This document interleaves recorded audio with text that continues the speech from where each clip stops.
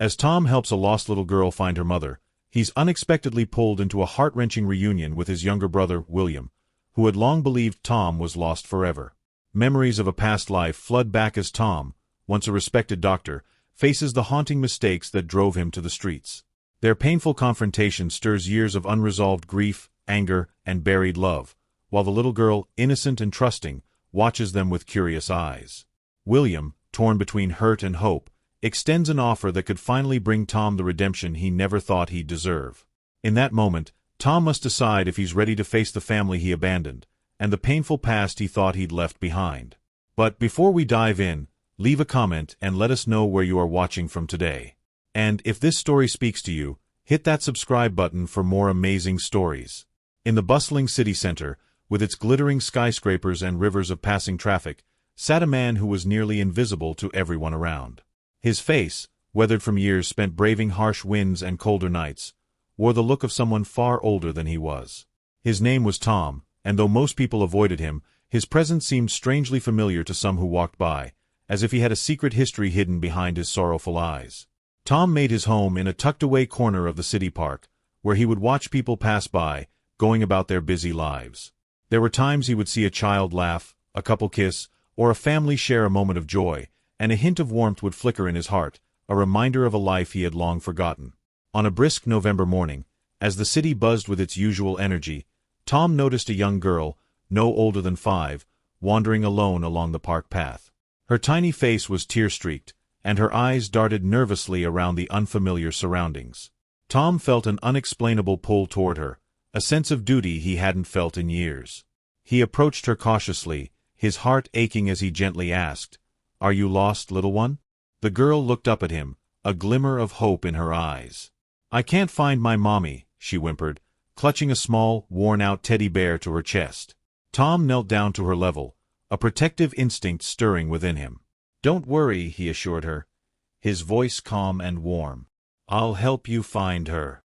As they wandered through the crowded park, Tom tried to draw the girl's attention away from her fear. He pointed to a nearby fountain and told her a silly story about a family of ducks he once saw waddling around it, which coaxed a shy smile from her. Step by step, they moved closer to the other side of the park, where Tom hoped they might find her family. Meanwhile, on the park's outskirts, a frantic woman was searching for her daughter, her heart racing.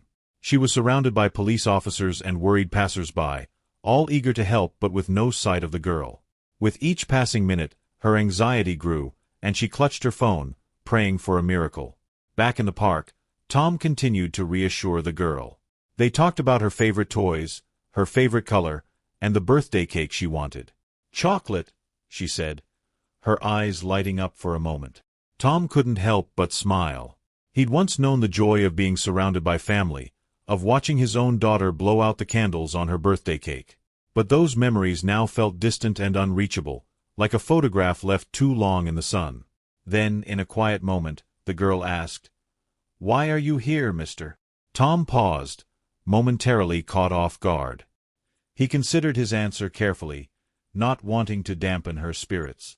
"Sometimes life takes you places you didn't expect," he said, looking off into the distance.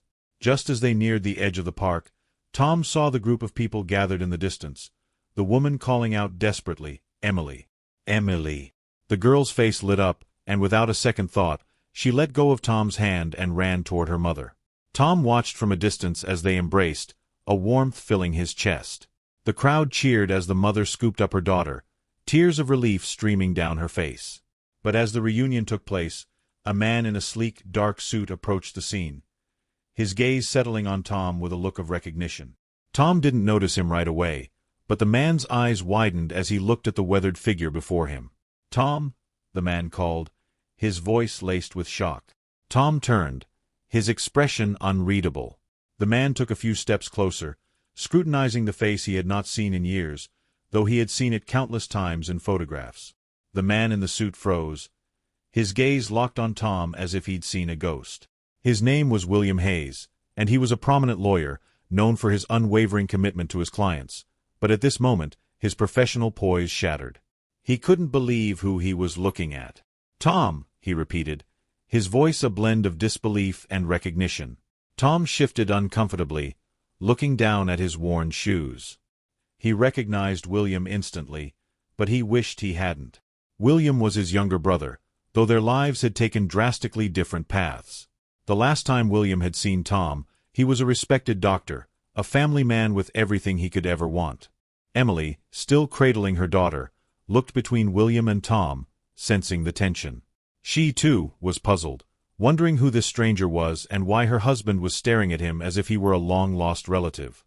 Slowly, William walked toward Tom, each step deliberate, as if he feared that his brother might vanish if he moved too quickly. "Is it really you?"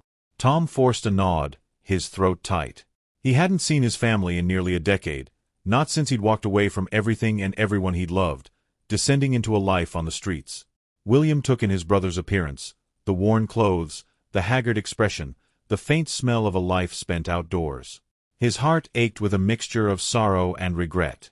Why didn't you come to us? We thought you were gone." Tom looked away, his voice barely a whisper. "I didn't want to be found, William."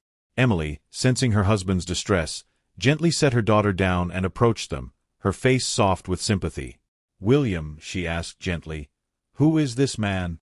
William swallowed hard, his voice trembling as he introduced his brother. "This is Tom, my older brother." Emily's eyes widened in shock. She had heard stories of Tom, the brilliant doctor who had vanished without a trace, leaving his family and career behind. William had often spoken of him with a mix of anger and sadness, the pain of abandonment lingering even after all these years. Tom offered a weak smile to Emily. "You must be William's wife. I've heard a lot about you, though. I never thought I'd meet you like this." Emily nodded, still processing the situation. It's nice to meet you, Tom." The little girl, Emily's daughter, tugged on her mother's sleeve, looking at Tom with wide eyes. "Is he my uncle?" Emily hesitated, glancing at William for guidance. William, still in shock, finally nodded. "Yes, sweetheart. This is your Uncle Tom." The girl's face lit up with excitement, completely unfazed by Tom's disheveled appearance. "Hi, Uncle Tom," she said, wrapping her arms around him in a sudden hug. Tom's heart melted as he hugged her back, the warmth of family filling a void he hadn't realized was still there. For a moment, he allowed himself to bask in the simple joy of holding his niece, a glimmer of the life he once had. But the moment was fleeting, and as he released her, Tom's face grew somber. He looked at William, his expression pained. "I'm sorry, Will," he said softly. "For everything." William's face hardened, years of unresolved anger bubbling to the surface. "Sorry. You disappeared, Tom. You left us without a word. Do you have any idea what that did to us?" Tom took a deep breath, the weight of his past mistakes pressing down on him. "I know, and I don't expect you to forgive me. I made choices, wrong choices that led me to where I am now. But it wasn't because of you or anyone else. It was my own doing." William's expression softened slightly, though the hurt was still evident. "Why, Tom? Why did you throw everything away?"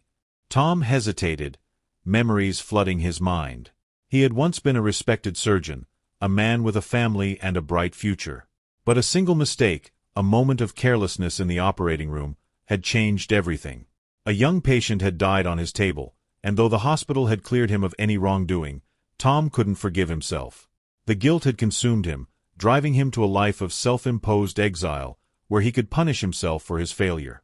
"I couldn't live with what I'd done," he finally admitted, his voice trembling. "I didn't deserve the life I had, the family, the respect. I failed, Will. And I couldn't look any of you in the eye knowing what I'd done."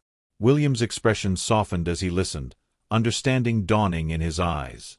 He had never known the full story, only that his brother had vanished, leaving a trail of unanswered questions and broken hearts. Emily, sensing the pain in both men, gently placed a hand on William's arm.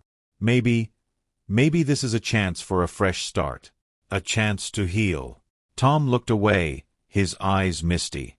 "I don't know if I deserve that. I don't know if I'm ready to be part of this family again." But as he looked at Emily's daughter, who was smiling up at him with innocent admiration, he felt a glimmer of hope. Maybe, just maybe, he could find redemption, a second chance to be the man he once was. As the sun began to set, casting a warm glow over the park, William extended a hand to his brother. "Come with us, Tom. Let's go home." Tom hesitated, his heart torn between the familiar ache of self-punishment and the promise of reconciliation. But finally, he took his brother's hand, feeling the weight of forgiveness wash over him. For the first time in years, Tom allowed himself to hope. He didn't know what the future held, but he knew one thing: he wasn't alone anymore. And that, more than anything, was enough.